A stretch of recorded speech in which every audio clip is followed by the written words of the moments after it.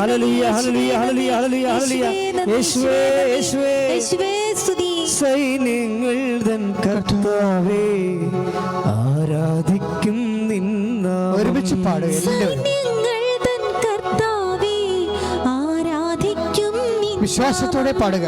സൈന്യങ്ങൾ തൻ കർത്താവേ ആരാധിക്കും നിന്നാമം. ദൈവസ്നേഹത്തോടെ പാടുക. സൈന്യങ്ങൾ തൻ കർത്താവേ ആരാധിക്കും നിന്നാമം.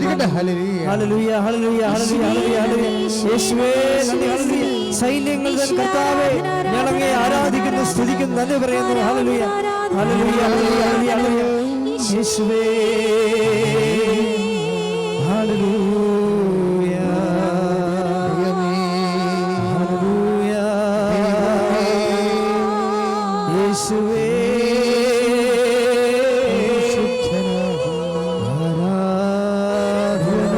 പരിശുദ്ധനാകുന്നു.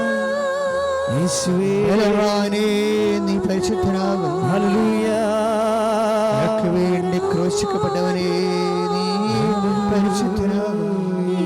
നിനക്ക് വേണ്ടി തിരുവിലാവിൽ മുറിവേറ്റവനെ യേശുവേ കരച്ചരണങ്ങളിലാണ് കർത്താവേ നീ പരിശുദ്ധനാകുന്നു. നിനക്ക് വേണ്ടി മുൾക്കിടം ചൂടിയവനെ കർത്താവേ നീ പരിശുദ്ധനാകുന്നു. ദൈവമേ പരിശുദ്ധനാകുന്നു. ഹല്ലേലൂയ ഹല്ലേലൂയ ഹല്ലേലൂയ ഹല്ലേലൂയ ഹല്ലേലൂയ കർത്താവേ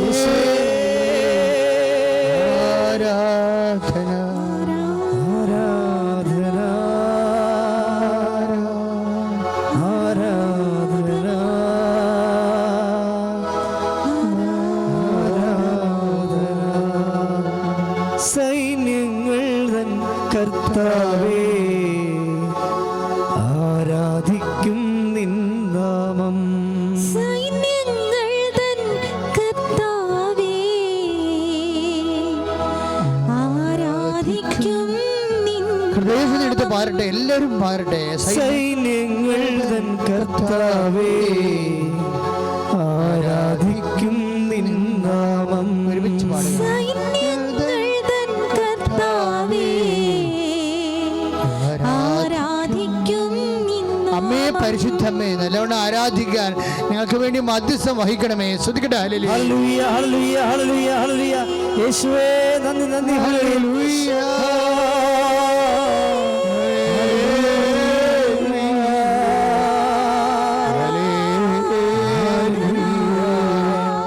ഹല്ലേലൂയ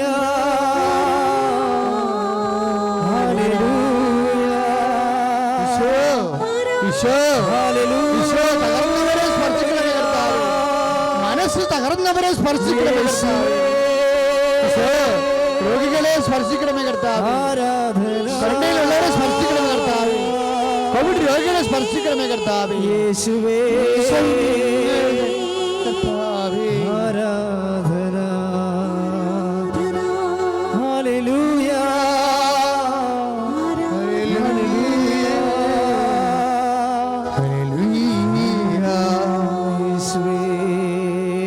സൈന്യങ്ങൾ തൻ കർത്താവേ സൈന്യങ്ങൾ തൻ കർത്താവേ ആരാധിക്കും സ്നേഹത്തോടെ സൈന്യങ്ങൾ തൻ കർത്താവേ ആരാധിക്കും മുൾക്കിടം ഓർത്തുകൊണ്ട് കർത്താവിന് മുൾക്കിടം ഓർത്തുകൊണ്ട് സൈന്യങ്ങൾ തൻ കർത്താവേ ആരാധിക്കും നിന്നാമം.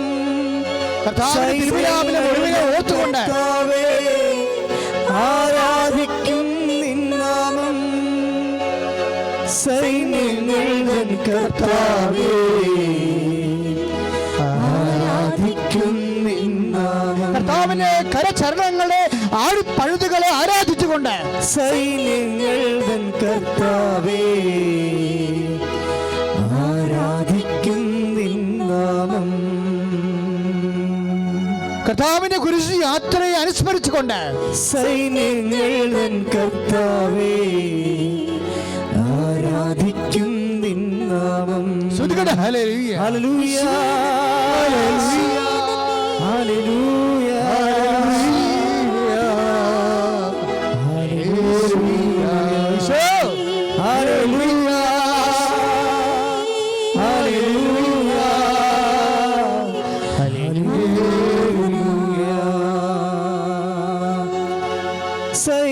സൈന്യങ്ങൾ തൻ കർത്താവേ ആരാധിക്കും നിൻ നാമം. ഈശോ സൈന്യങ്ങൾ തൻ കർത്താവേ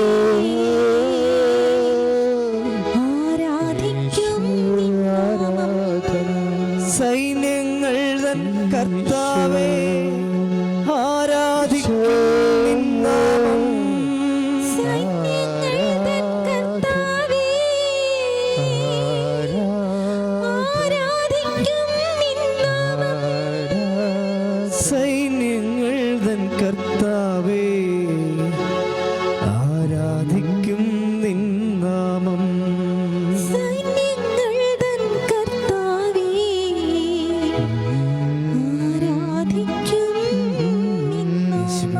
ഹല്ലേലൂയ, ഹല്ലേലൂയ, ഹല്ലേലൂയ. യേശുവേ സ്തുതി ആരാധന. യേശുവേ ആരാധന. യേശുവേ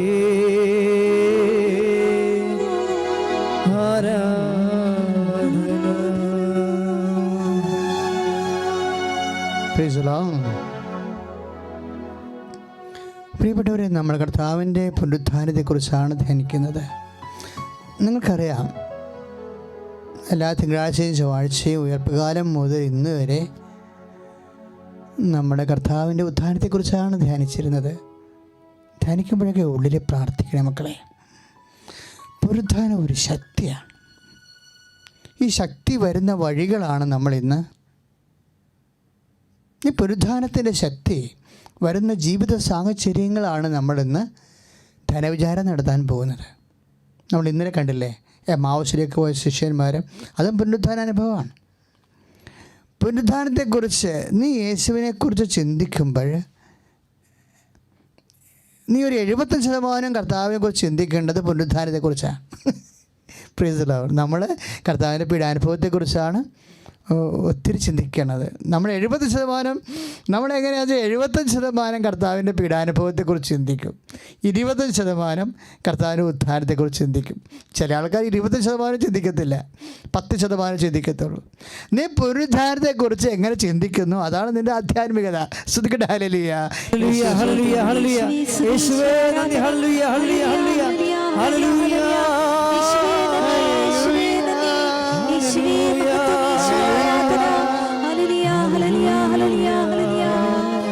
ഉത്ഥാനം ചെയ്തവരെ ഞങ്ങൾ ആരാധിക്കുന്നു. മരണത്തെ ജയിച്ചവരെ ഞങ്ങൾ ആരാധിക്കുന്നു. പരിശുദ്ധ മാതാവ് ജീവനോടെ പ്രത്യക്ഷപ്പെട്ട ഈ അൾത്താരയിൽ വന്ന് സാക്ഷി പറയാൻ എന്നെയും എൻ്റെ കുടുംബത്തെയും ഉയർത്തിയ പരിശുദ്ധ അമ്മയ്ക്കും ദേവകുമാരനും കോടാനുകൂടി നന്ദി പറയുന്നു. എൻ്റെ പേര് അപർണ. ഞാൻ വരുന്നത് തൊടുപുഴയിൽ നിന്നാണ്. ഇതെൻ്റെ അമ്മ. 2025 മാർച്ച് മാസമാണ് എൻ്റെ അമ്മ ഉടമ്പടി എടുക്കുന്നത്. എൻ്റെ അമ്മയുടെ ഉടമ്പടിയിലുണ്ടായിരുന്ന നിയോഗമായിരുന്നു എൻ്റെ പഠനകാര്യം. ഞാൻ 2022 തൊട്ട് ജർമ്മൻ പഠിക്കുകയായിരുന്നു. 24 എക്സാം എല്ലാം ക്രാക്ക് ചെയ്തത്. അതിനുശേഷം അമ്മ ഉടമ്പടി എടുത്തതിന് ശേഷം ഞങ്ങൾ ഏപ്രിൽ മാസം ഒരു ഏജൻസിക്ക് എൻ്റെ പ്രോസസ്സിങ്ങിന് വേണ്ടിയിട്ട് പേപ്പറും കാര്യങ്ങളും എല്ലാം സബ്മിറ്റ് ചെയ്തു.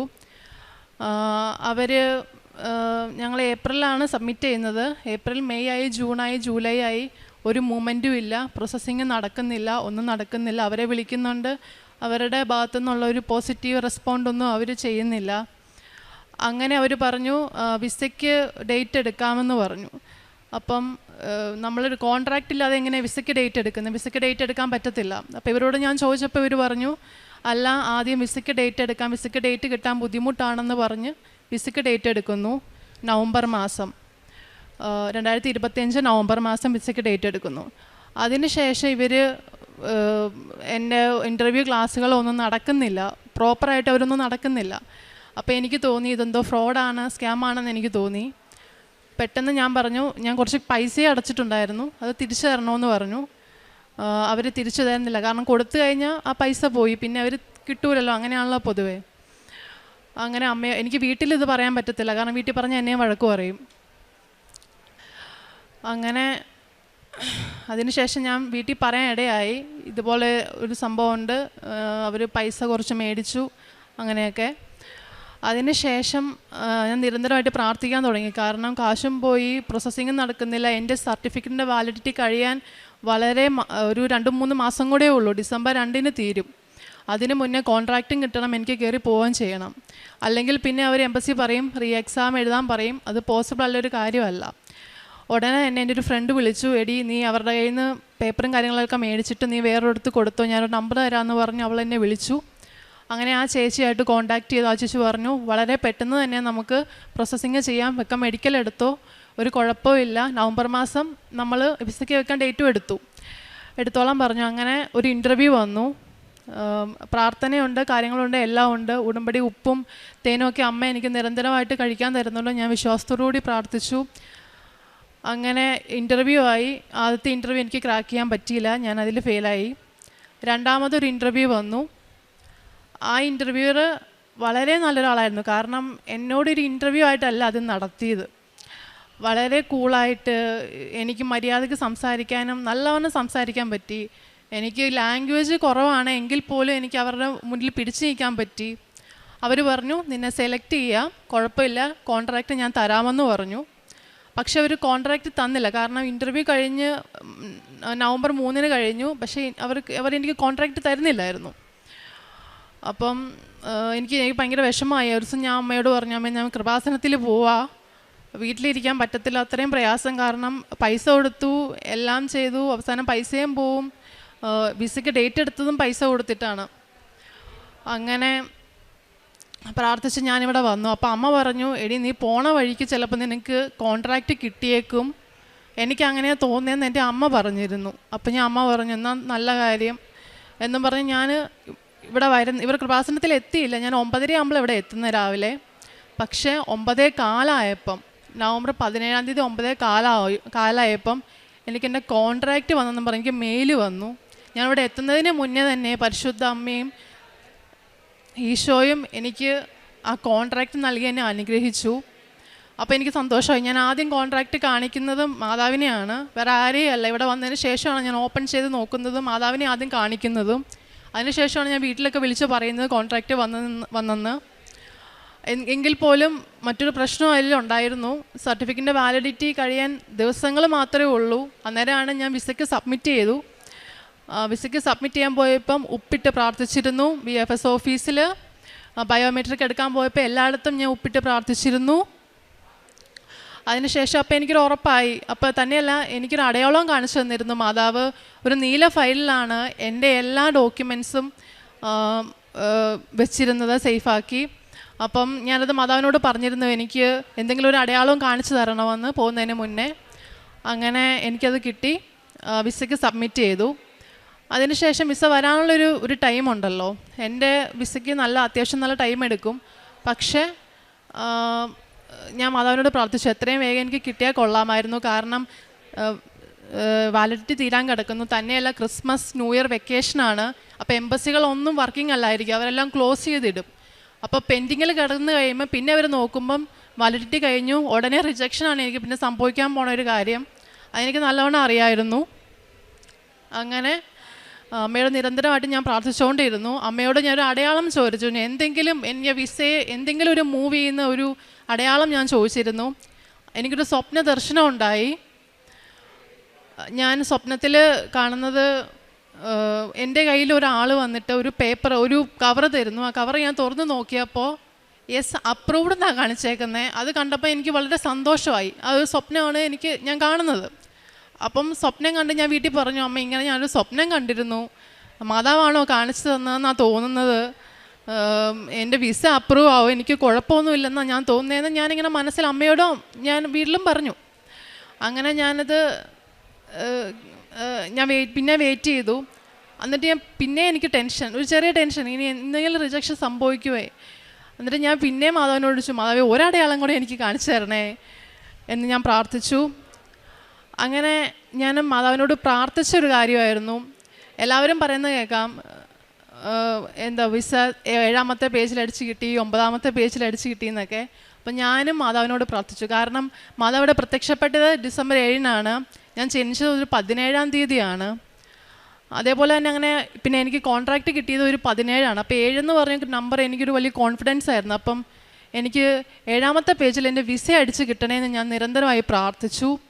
അമ്മയോട് ഞാൻ പറഞ്ഞു, ഞാൻ ആരോടും പറഞ്ഞില്ല, അമ്മയോട് ഞാൻ പറഞ്ഞു, പരിശുദ്ധ അമ്മയോട് ഞാൻ പറഞ്ഞു, എനിക്ക് കിട്ടിയാൽ കൊള്ളാം, മാതാവേ എനിക്കത് കാണിച്ചു തരണേന്ന് ഞാൻ പ്രാർത്ഥിച്ചു. അതിനുശേഷം അമലോത്ഭവ തിരുനാളാണല്ലോ ഡിസംബർ 8-ന്. അപ്പം ഞാൻ തിരുനാളിൻ്റെ അന്നോ 8-ാം തീയതിയോ ഡേറ്റ് ഇട്ട് ഞാൻ പ്രാർത്ഥിച്ചു. 8-നോ 9-നോ എനിക്കെൻ്റെ വിസ കിട്ടണമെന്ന് ഞാൻ പ്രാർത്ഥിച്ചു. പക്ഷേ അത് പോസിബിളായിട്ടുള്ള കാര്യമല്ല, എങ്കിൽ പോലും ഞാൻ പ്രാർത്ഥിച്ചു. മാതാവ് എനിക്കൊരു സന്തോഷ വാർത്ത, മാതാവിൻ്റെ തിരുനാളിലെ എന്തെങ്കിലും എനിക്കൊരു സന്തോഷ വാർത്ത തരണമെന്ന് ഞാൻ ഡേറ്റ് ഇട്ട് പ്രാർത്ഥിച്ചു. 8-ന് അനക്കൊന്നും സംഭവിച്ചില്ല. 9-ാം തീയതി അതുപോലെ തന്നെ. പിറ്റേ ദിവസം 10-ാം തീയതി ആയപ്പം എനിക്ക് പെട്ടെന്ന് എൻ്റെ ഫോണിലോട്ടൊരു മെസ്സേജ് വന്നു, VFS ഓഫീസിൽ നിന്നാണ് എൻ്റെ പാസ്പോർട്ട് ഡിസ്പാച്ച് ആയിട്ടുണ്ടെന്നും പറഞ്ഞ്. ഞാൻ ഷോക്കായിപ്പോയി. കാരണം പെട്ടെന്ന് കിട്ടാത്തൊരു സാധനം മാതാവിനോട് ഞാൻ പ്രാർത്ഥിച്ചെങ്കിൽ പോലും അപ്പോൾ എനിക്ക് ഭയങ്കര അത്ഭുതമായി. അയ്യോ, മാതാവ് ഇത് നടത്തി തന്നോ, എന്തായിരിക്കും ആ പാസ്പോർട്ടിൻ്റെ ഉള്ളിൽ എന്തായിരിക്കും എന്ന്. ഞാൻ 15-ാം തീയതി പോയി പാസ്പോർട്ട് കളക്ട് ചെയ്തു. ഞാൻ എന്താണോ പ്രാർത്ഥിച്ചത് അത് തന്നെ മാതാവ് എനിക്ക് നടത്തി തന്നു. ഞാൻ 9-ാം തീയതിയാണ് ഡേറ്റ് ഇട്ട് പ്രാർത്ഥിച്ചത്. 9-ാം തീയതിയാണ് എനിക്ക് 9-ാം തീയതി മെസ്സേജ് ഒന്നും വന്നിരുന്നില്ല, 10-ാം തീയതിയാണ് വരുന്നത്. പക്ഷേ എൻ്റെ പാസ്പോർട്ടിൽ 9-ാം തീയതിയാണ് വിസ അടിച്ചു കിട്ടിയ ഡേറ്റ്. അതേപോലെ തന്നെ ഞാൻ പ്രാർത്ഥിച്ചത് എന്താ, പാസ്പോർട്ടിൽ 7ാമത്തെ പേജിൽ എനിക്ക് വിസ സ്റ്റാമ്പ് ചെയ്ത് കിട്ടണമെന്നായിരുന്നു. അതേപോലെ തന്നെ 7ാമത്തെ പേജിലാണ് എനിക്ക് എൻ്റെ വിസ സ്റ്റാമ്പ് ചെയ്ത് കിട്ടുന്നത്. പരിശുദ്ധ അമ്മയ്ക്കും ദേവകുമാരനും കൊടാനുകൂടി നന്ദി. ഞാൻ ഈ ജനുവരി 30-ന് ജർമ്മനിക്ക് പോവാണ്. ഞാൻ ഒരുപാട് ട്രൈ ചെയ്തിട്ടാണ് കിട്ടിയത്. നിരന്തരമായിട്ട് പ്രാർത്ഥിച്ചതിൻ്റെ ബലവും പിന്നെ അച്ഛൻ്റെ ധ്യാനവും അതേപോലെ തന്നെ ഡെയിലി ബ്രെഡും എന്നെ ഒത്തിരി ഇൻസ്പയർ ചെയ്തു. കാരണം not by merit but by grace. എനിക്ക് എൻ്റെ കഴിവിൽ വിശ്വാസം ഉണ്ടായിരുന്നു, പക്ഷേ പയ്യെ അതൊക്കെ പോകാൻ തുടങ്ങി. പിന്നെയാണ് ഞാൻ ദൈവത്തിൽ ആശ്രയിച്ചത്. അങ്ങനെയാണ് എനിക്കിത് കിട്ടിയത്. അതേപോലെ തന്നെ ഞങ്ങളുടെ പ്രേക്ഷിത പ്രവർത്തനം പത്രം എല്ലാവർക്കും കൊടുക്കും. പിന്നെ പത്രം കൊടുക്കുമ്പോൾ എനിക്ക് കുറച്ച് ബുദ്ധിമുട്ടെന്ന് വെച്ചാൽ ഇത് അർഹിക്കുന്ന ആൾക്കാരുടെ കയ്യിൽ കിട്ടാൻ നല്ല പാടാണ്. കാരണം നമ്മൾ പലരുടെയും കയ്യിൽ കൊടുക്കുമ്പോൾ അവിടെയൊക്കെ ഇട്ടിട്ട് പോവും.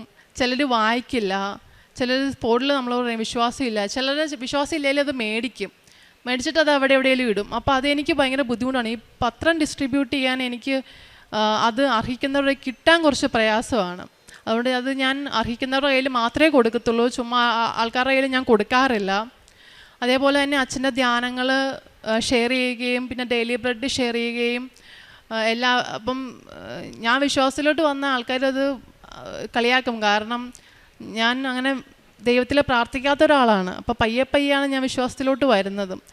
അതെന്നെ വളരെയധികം സ്വാധീനിച്ചു. കാരണം എൻ്റെ ജീവിതത്തിൽ മാറ്റം ഉണ്ടായി. എൻ്റെ ആത്മീയ ജീവിതത്തിലാണ് ഏറ്റവും കൂടുതൽ മാറ്റം ഉണ്ടായത്. ഞാൻ പ്രാർത്ഥിക്കാൻ തുടങ്ങിയ നിരന്തരം. എനിക്ക് സമാധാനമുണ്ട്, ടെൻഷനില്ല. ഞാൻ പോവുകയാണെങ്കിൽ പോലും എനിക്ക് ഒട്ടും ടെൻഷനില്ല, വളരെ കൂളാണ്. മാതാവിനോട് നന്ദി പറയാനും സാക്ഷ്യം പറഞ്ഞിട്ടേ ഞാൻ പോകുള്ളൂ മാതാവിനോട് പറഞ്ഞിരുന്നു.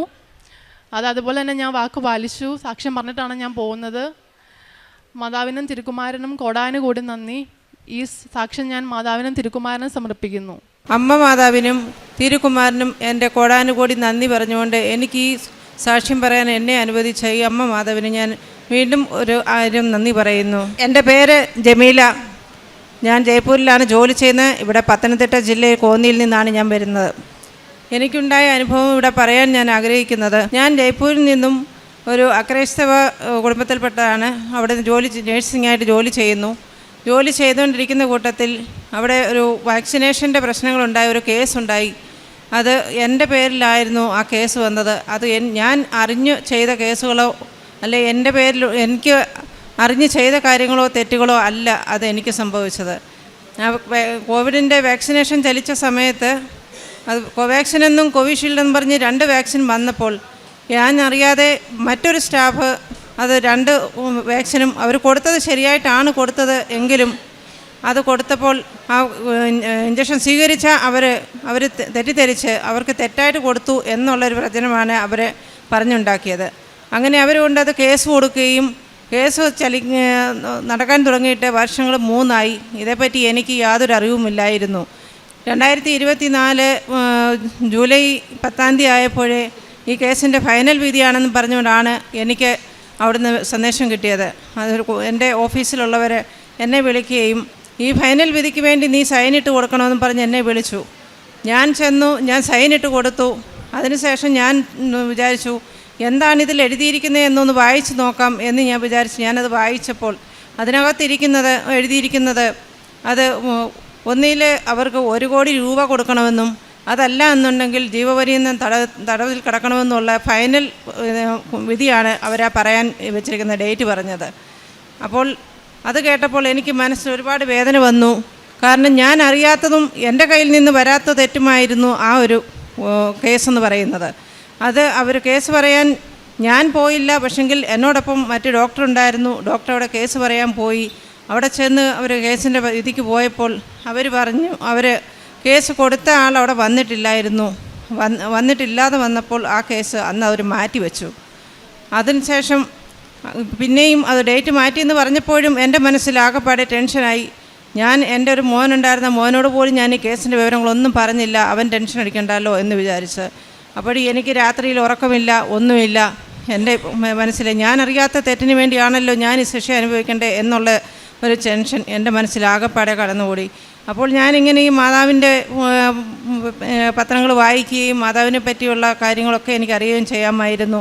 അത് കാരണം ഞാൻ അപ്പോൾ കരഞ്ഞ് പ്രാർത്ഥിച്ചു, മാതാവേ ഇത് എന്നിൽ നിന്ന് അറിഞ്ഞോ ഉള്ള തെറ്റുകളോ എന്നിൽ നിന്ന് സംഭവിച്ചതോ തെറ്റുകളോ അല്ല, പക്ഷേ എന്നെ ഇതിൽ നിന്നും വിടുതൽ തരണേ എന്ന് മാതാവിനോട് ഞാൻ അപേക്ഷിച്ചു.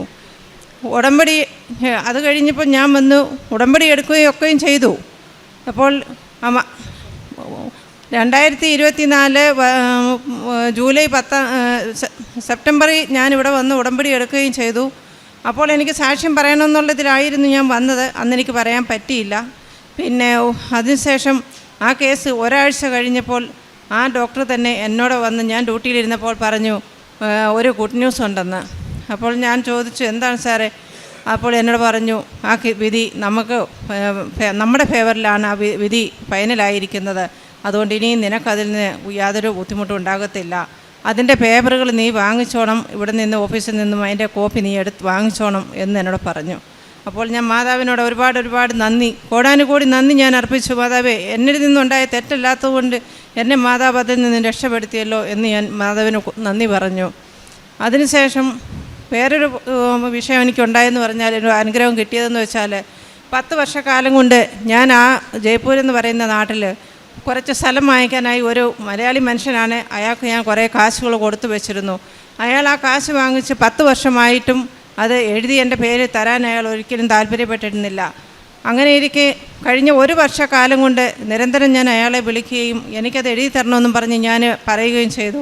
അപ്പോഴെല്ലാം ആ മനുഷ്യൻ ഓരോ ദിവസങ്ങളും ഓരോ ഒഴിവുതിരിവുകൾ പറഞ്ഞ് തള്ളി നീക്കുകയാണ് ചെയ്തിട്ടുണ്ടായിരുന്നത്. ഈ കഴിഞ്ഞ ആഗസ്റ്റ് മാസം 12-ാം തീയതി അന്ന് ജോസഫ് അച്ഛൻ്റെ ഒരു പ്രാർത്ഥനയിൽ അച്ഛനത് പറയുന്നുണ്ടായിരുന്നു.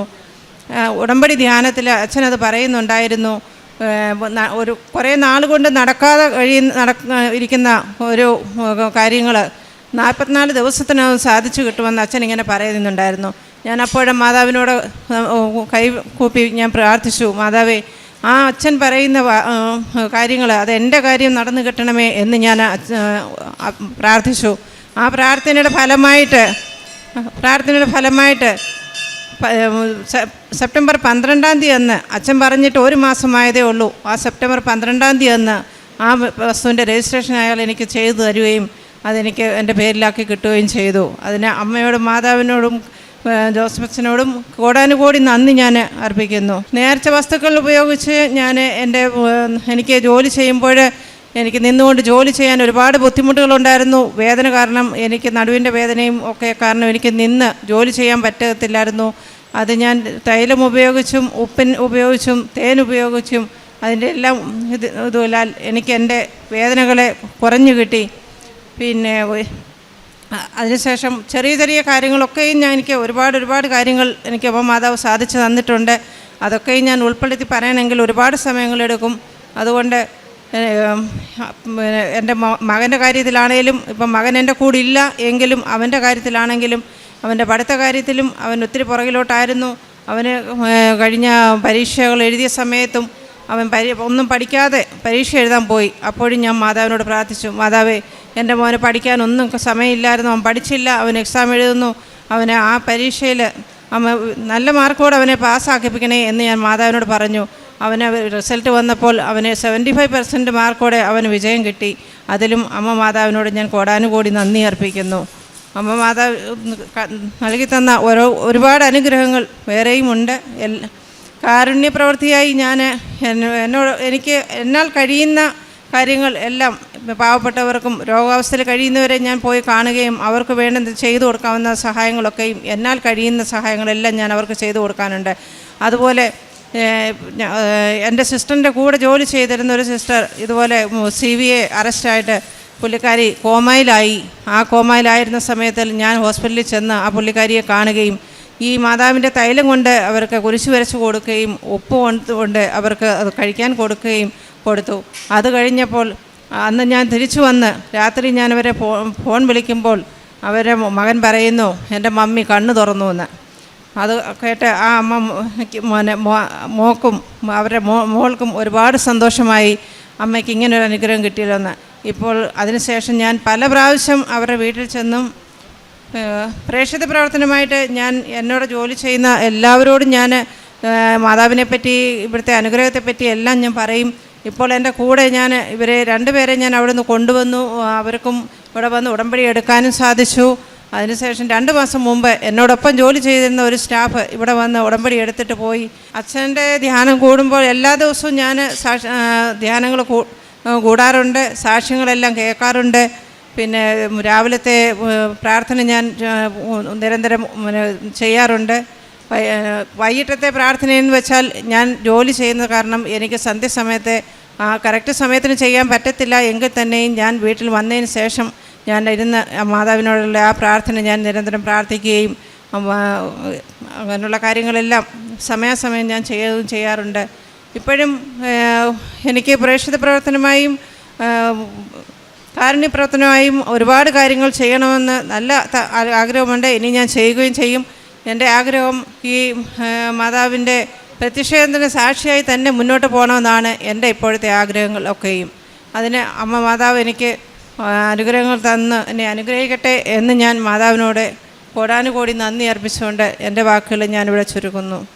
അച്ഛനും അമ്മ മാതാവിനും കോടാനുകോടി നന്ദി.